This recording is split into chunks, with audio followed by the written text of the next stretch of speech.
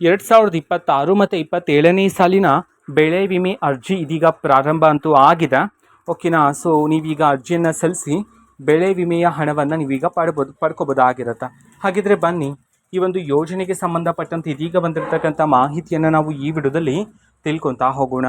ವಿಡಿಯೋವನ್ನು ಸ್ಟಾರ್ಟ್ ಮಾಡ್ತೀನಿ. ಅದಕ್ಕಿಂತ ಮೊದಲು ನೀವಿನ್ನೂ ನಮ್ಮ ಚಾನಲ್ಗೆ ಸಬ್ಸ್ಕ್ರೈಬ್ ಮಾಡದೇ ಇದ್ರೆ ಈ ಕೂಡಲೇ ಚಾನಲ್ಗೆ ಸಬ್ಸ್ಕ್ರೈಬ್ ಮಾಡ್ಕೊಳ್ಳಿ ಮತ್ತು ಲೈಕ್ ಮಾಡಿ.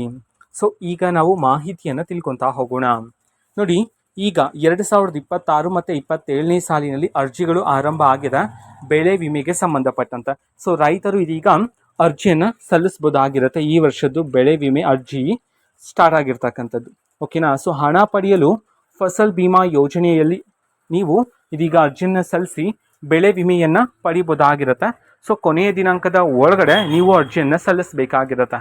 ಓಕೆನಾ. ಸೊ ಕೊನೆಯ ದಿನಾಂಕ ಹತ್ತಿರ ಬಂದಾಗ ನಾನು ಆದಷ್ಟು ಬೇಗ ನಿಮಗೆ ತಿಳಿಸ್ತಕ್ಕಂತಹ ಪ್ರಯತ್ನವನ್ನು ನಮ್ಮ ಚಾನಲಲ್ಲಿ ಮಾಡ್ತೀವಿ. ಸೊ ಆ ಕಾರಣದಿಂದಾಗಿ ಚಾನಲ್ಗೆ ಸಬ್ಸ್ಕ್ರೈಬ್ ಮಾಡ್ಕೊಳ್ಳಿ. ನಂತರ ಎಲ್ಲಿ ಅರ್ಜಿಯನ್ನು ಸಲ್ಲಿಸ್ತಕ್ಕಂಥದ್ದು? ರೈತ ಕೇಂದ್ರಗಳಲ್ಲಿ ನೀವೀಗ ಬೆಳೆ ವಿಮೆಗೆ ಅರ್ಜಿಯನ್ನು ಸಲ್ಲಿಸಬಹುದಾಗಿರುತ್ತೆ ಫಸಲ್ ಭೀಮಾ ಯೋಜನೆಯ ಮುಖಾಂತರ. ಅಷ್ಟು ಮಾತ್ರ ಅಲ್ಲದೆ ನೀವು ನಿಮ್ಮ ಒಂದು ಅಪ್ಲಿಕೇಶನ್ ಸ್ಟೇಟಸನ್ನು ಸಹ ನೀವು ಚೆಕ್ ಮಾಡ್ತಿರ್ಬೋದಾಗಿರುತ್ತೆ.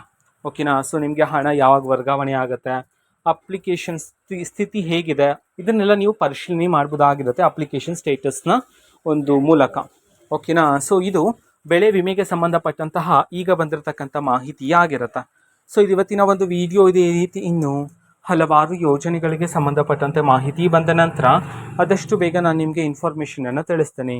ಅದಕ್ಕೋಸ್ಕರ ಚಾನಲ್ಗೆ ಸಬ್ಸ್ಕ್ರೈಬ್ ಮಾಡ್ಕೊಳ್ಳಿ ಮತ್ತು ಮಾಹಿತಿ ಇಷ್ಟ ಆಗಿದ್ರೆ ನಿಮ್ಮ ಫ್ರೆಂಡ್ಸ್ ಆ್ಯಂಡ್ ಫ್ಯಾಮಿಲಿ ಮೆಂಬರ್ಸ್ಗೂ ಸಹ ವಿಡಿಯೋವನ್ನು ಶೇರ್ ಮಾಡಿ ಮತ್ತು ಚಾನಲ್ಗೆ ಹೊಸಬರಾಗಿದ್ದರೆ ಚಾನಲ್ಗೆ ಸಬ್ಸ್ಕ್ರೈಬ್ ಮಾಡಿಕೊಂಡು ಸಪೋರ್ಟ್ ಮಾಡಿ. Thank you. ಬಾಯ್.